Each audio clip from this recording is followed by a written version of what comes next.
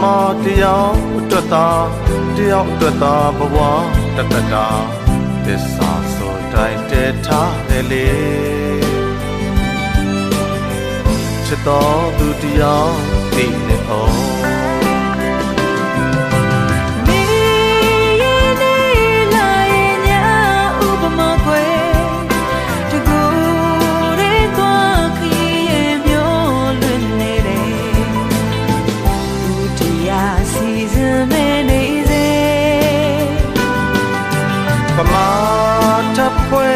ရရင်မင်းနဲ့ကိုရဲ့